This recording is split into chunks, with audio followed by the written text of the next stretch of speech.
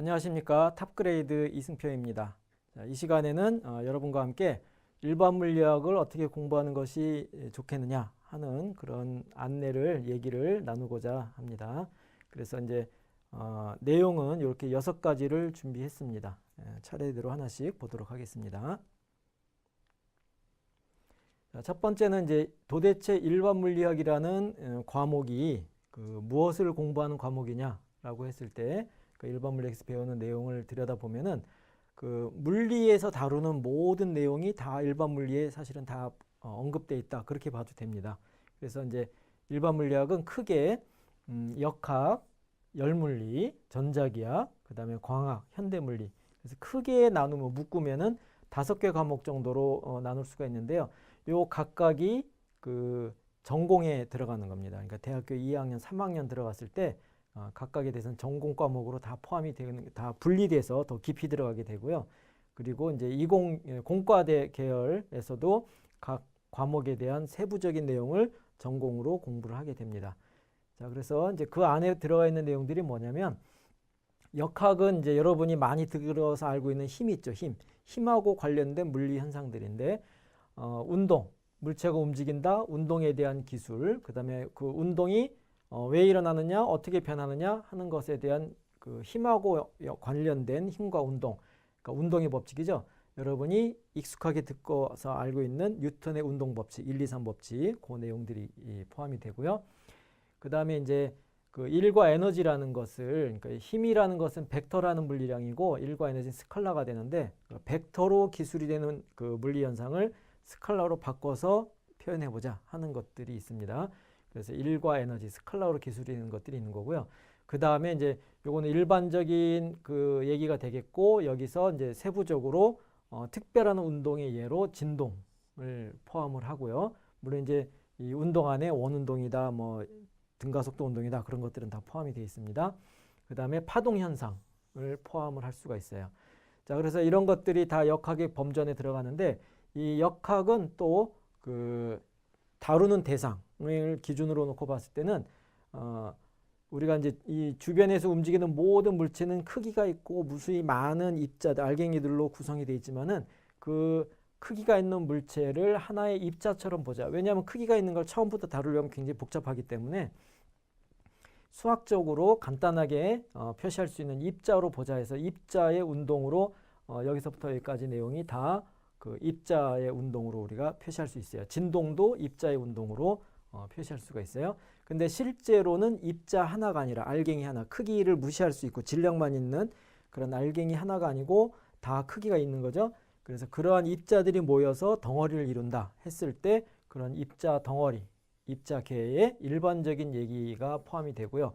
그 다음에 그 입자계의 성질을 들여다봤더니 강하게 결합이 돼가지고 전체 윤곽이 뚜렷하다, 모양이 정해져 있다, 크기가 그다지 변하지 않는다 하는 것, 그런 것들을 강체.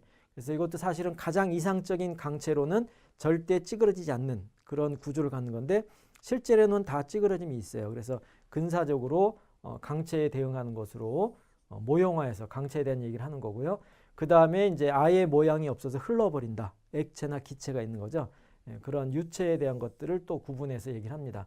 그래서 강체에 대응하는 역학, 그 다음에 유체에 대응하는 역학, 그리고 이런 것들이 이제 공과대고로 가면 정역학이다, 동역학이다 하는 그 4대 역학이라고 그러네요. 5대 역학이라고 그러네요. 그 역학에 대응하는 범위들이 여기서 다 세분화돼서 나간다고 보면 되고요.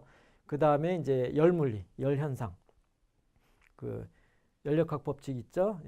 열역학 법칙이나 그 다음에 이제 열물리에서 다루는 대상은 기체예요. 기체. 주로 기체가 돼요.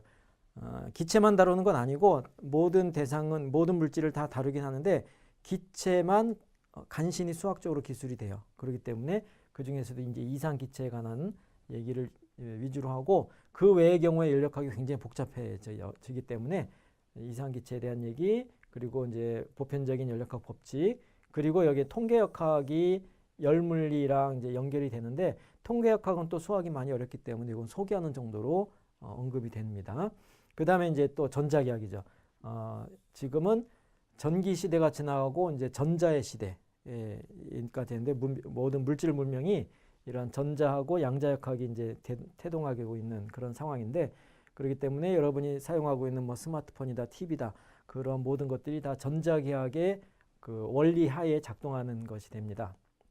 그래서 이런 전자기학은 전기만 다루는 정전기학, 그 다음에 자기만 다루는 정자기학이 있는 거고요.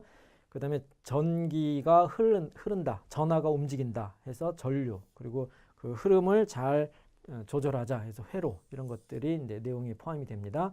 그리고 이 전기하고 자기가 따로 노는 게 아니라 서로 엮여 있다 해서 전자기 유도, 그리고 그 엮여 있는 것이 절묘하게 맞아 떨어지면은 퍼져나간다, 파동으로서. 그래서 전자기파 하는 것들을 다루게 되는 겁니다.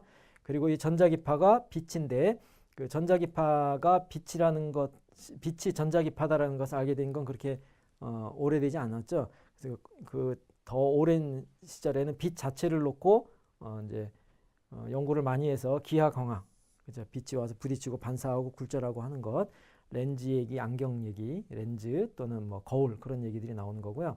그 다음에 빛이 전자기파로서 파동적인 성질이 있다, 회절도 하고 간섭도 하고 한다 하는 것들을 포함하는 파동광학이 있는 겁니다. 그래서 이 두 개를 묶어서 광학으로 얘기를 하는데, 예, 광학도 이것도 이제 안경을 쓰고 있지만은 일상생활에서 굉장히 중요하죠. 눈으로 보는 빛이니까 빛을 대상으로 하는 중요한 학문이 되겠습니다.